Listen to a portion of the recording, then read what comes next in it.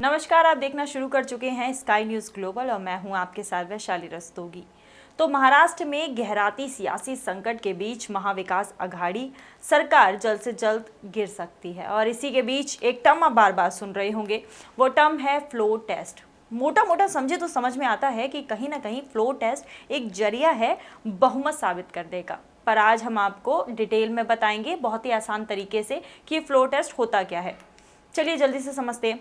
तो जो floor test होता है, इसका हिंदी में मतलब होता है विश्वास मत। फ्लोर टेस्ट से ये फैसला लिया जाता है कि वर्तमान सरकार या मुख्यमंत्री जो हैं उनके पास पर्याप्त बहुमत है या नहीं। और इसी के साथ जैसे महाराष्ट्र सरकार में मुख्यमंत्री उद्धव ठाकरे हैं, अब उनके पास बहुमत है या नहीं ये साबित करने के लिए फ्लोर टेस्ट होगा।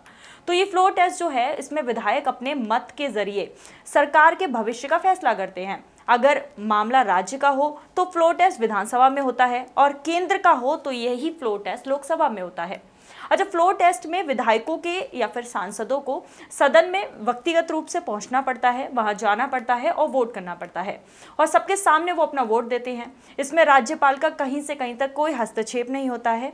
बस राज्यपाल का काम सिर्फ इतना होता है कि वो आदेश देता है कि फ्लोर टेस्ट होना है और कराने की सारी जिम्मेदारी स्पीकर की होती है। अगर स्पीकर जो है उसका चुनाव नहीं हुआ है तो पोटेंट स्पीकर इसकी सारी जिम्मेदारी उठाता है। अब ये पोटेंट स्पीकर क्या होता है इसे भी बताते हैं। तो पोटेंट स्पीकर जो होते हैं वो अस्थायी स्पीकर्स होते हैं, यानी कि टेम्परेरी स्पीकर। और ये क्या करते हैं, ये पहले सदन में जो सदस्य मौजूद होते हैं उनको शपथ दिलवाते हैं और फिर मत लिए जाते हैं। जब ये मत लिए जाते हैं तो किस तरीके से लिए जाते हैं इस पर भी चर्चा कर लेते हैं। ये मत सबसे पहले तो ध्वनि मत होते हैं, यानी कि जो वहाँ पे विधायक होते हैं वो ध्वनि उत्पन्न करते हैं और जिसकी भी आवाज़ ज़्यादा सुनाई दी जाती है उसको कहीं ना कहीं काइंड ऑफ विजेता मान लिया जाता है। और इसके बाद इसमें और स्पष्टता के लिए क्या किया जाता है कि लॉबी बनाई जाती है, एक हाँ की और एक ना की।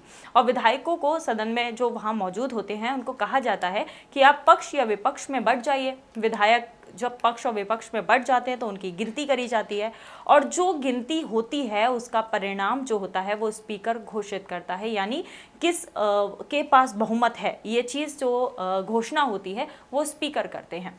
तो ये थी पूरी फ्लोर टेस्ट की प्रक्रिया। इसमें क्या होता है, कैसे होता है, काफ़ी हद तक हमने आपको कोशिश करी है बताएं। आप ऐसे ही चैनल से जुड़े रहिए और अगर आगे कोई अपडेट हमारे साथ होती है, महाराष्ट्र सरकार से होती है या फिर कहीं से भी होती है, तो हम आपको